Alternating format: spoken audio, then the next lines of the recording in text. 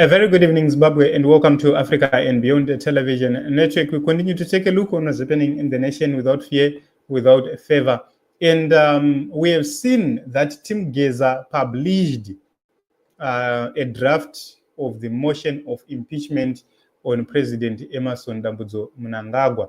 And this is according to Section 97 of the Constitution of the 2013 Zimbabwe Constitution. So this is a motion in terms of Section 97(1)(d) of the Constitution of Zimbabwe, which then regards to the inability to perform the functions of the office of the president because of lack of mental capacity to discharge the duties and functions of the office of the president. So this is key issue number one. They are saying the president is no longer capacitated mentally to discharge his duties and his functions. And also, they say that the motion will be flowing from the said lack of mental capacity to discharge the duties and functions of the office of the president. A motion in terms of Section 97(c) of the Constitution of Zimbabwe regarding the willful violation of the Constitution. So number three, they are talking about Section 97 of the Constitution of Zimbabwe, providing the removal of the president from office on any 5 grounds set out in the Section 97(1)(a) to E. Then the circumstances and events, they say that they have arisen, as well as facts ascertained from medical teams dealing with the situation of the mental health and capacity of the president. So according to this team, they are saying that they have the medical reports of the president from the team which is dealing with him. So we will wait to see what happens next. And they say that the president, as of this day, 30th of March 2025, has been physically ascertained and medically confirmed to be exhibiting severe cognitive decline, affecting both long and short-term memory. So what we need to note is before the people get in or got into the streets on the 31st of March, so this had been already prepared, and we are seeing from this document that it's something which was prepared way before the 30th itself. The 31st itself. So they are saying that president has failed because of the mental incapacity. Is exhibiting inability to perform the functions of the state of the office of the president. And they are saying that that might be, as a result, that it might cause issues of national security. So they say that is no longer being able to make sound judgments in terms of defense, in terms of economic policy, in terms of diplomatic relations, and they are concerned that the leadership vacuum is leading to policy paralysis, and economic mismanagement is also happening, and the unchecked grand looting, corruption, and opportunistic officials and even individuals. So these are very, very grave concerns which are being raised right there, that if we are to find serious people to defend this motion or to move this motion in parliament, we are likely going to see the motion being adopted. However, the biggest question remains, will they be able to make such a move? So let us go to the second page of this motion and critically look at what is happening. So they've listed, I think, items number 1, I think, to items number 11, where they're talking about the president is now making irrational, captured decisions, and they are saying these about around 11 or more. And this is about economic mismanagement and fraudulent issuance of treasury bills, which were given to Kudakwasheta Gray, who is believed to be President Mnangagwa's business partner and close associate. And they are saying that that resulted in the collapse of the local currency. That is, we are talking about Zimbabwean dollar, rakanga riri Korea, rakanga rauya after mabond. And they're saying that around 4.5 billion was wiped off from the market. This one, I agree with them because we lost our savings, we lost everything, we lost the value. Mari dzese dzakabiwa. I always say that on this platform.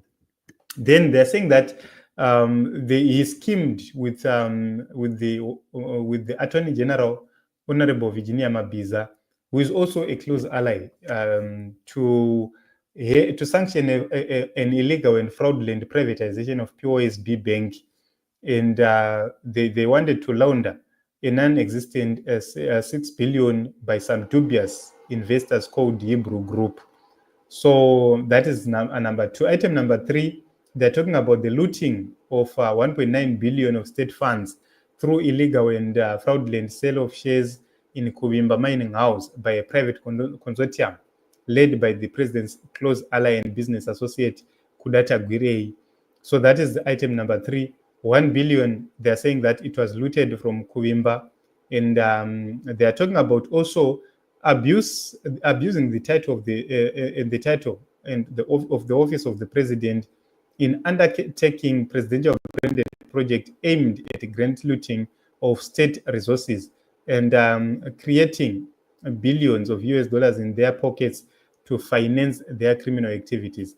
So that is the fourth charge, where they are using what they call anonymous presidential input schemes, presidential bore drilling scheme, presidential rural goat spurs on scheme, presidential blitz tigre scheme, presidential cotton scheme, presidential rural horticulture scheme, and community health fisheries, rural poultry, grain protection, fertilizer subsidy, housing scheme, youth empowerment, HEIFA pass on, solar scheme. Personally, I have never seen these things benefiting an ordinary Zimbabwean. They are benefiting just a few ZANU-PF people. And also they're talking about the introduction of e-passport and border management system, which they are saying that it's looting a lot of money. If you look at the passport in Zimbabwe, you have to fork out around $170, of which $20 goes to CBZ. CBZ, which is believed to be controlled by Kudakwasheta Gray again, which means munhu wese ari kutora passport ari kubirwa $20. That is something which they've raised right here. So that is a very, very grave issue which has been raised right there. So they are talking about a lot. If you go to some tenders, they're talking about matenda anachivayo, ZEC tenders, defense supply contracts, technology services contracts. Those are some of the issues which they have raised, which also where looting is happening. So the Minister of Finance, led by Mthweni Ncube and George Gwamatanga, they are saying that they have issued billions in treasury bills, and the president has done nothing to avert treasury from consistently defrauding on maturities, and this has resulted in major consequences, and they've ruined the people of Zimbabwe through economic collapse. So another issue, they're talking about how the Zimbabwean debt is irrationally grown, and while the debt is grown, there is little development on the ground. So from the debt was around is now at around 21 billion, which is which with an increase of 10.2 billion in just a few years. But the development on the ground does not reciprocate the debt ballooning which is happening. So that is one of the key issues also raised by the comrades right there. So, these are some of the issues raised by the comrades, which they believe, if investigated by Parliament, they might constitute an impeachment for President Mnangagwa. And also, they've talked about. Let me change to the other page, which we are dealing with right away, right here. So let me add to the screen right there, so that we address the actual page. They are talking about the issue of Kudakwasheta Gwirei or Nana Scott Sakupkanya, they're saying Zimbabwe is losing in excess of 750 million iri kungorasika because of what is happening kufidelity ikokoko. So they are saying mari zhinji iri kurohwa nevakomana underground. And also they've talked about the issue yema dangerous drugs. They've repeated that. And the irrational pursuit of vision 2030 campaign iri kuitwa. And they are saying that these are the major grounds, the 11 grounds which they are going to push to parliament to allow the removal of Mnangagwa from office via impeachment, which is something which is allowed according to the constitution of Zimbabwe. So this is the last page where the proposed member of parliament will have to write the name, constituency, signature, and date. And the seconder also will have to put the details right here. So as of now, we do not know who are the people who are going to be pursuing this. But remember, this was prepared on the 30th. What it means is they've kept this for quite some days now. When they called off the protests, they already had a plan B, which means the plan B is in motion. Kana plan B motion ikaramba, plan C will come. We do not know the plan C. But as of now, there is a possibility we might see the military moving in, like what happened in 2017. They are justified grounds, which means we might see the military moving in, putting President Mnangagwa under house arrest, arresting criminals surrounding him, moving the motion in parliament to pave way for his removal from office. So if that happens, then probably the MPs, as usual, they will shift allegiance and they will do otherwise. So this is what is happening at this point in time, and we will continue to watch and see what is going to happen next from now going forward. My brother Temba, a very good evening. And Zwisa says people must be on the streets of every city to put pressure on Mnangagwa. So there is also another possibility that we will see the people in the streets of Zimbabwe at a certain point in time. So what is needed right now is a clear outline of what must happen next. And I think we'll do a live program where we are going to look at what we believe is going to happen, how Emerson is going to leave power, who is going to become a transitional leader. We will have to come and talk much about that. But Team Geza, they shared the document, the impeachment motion. It carries a lot of weight in my own view.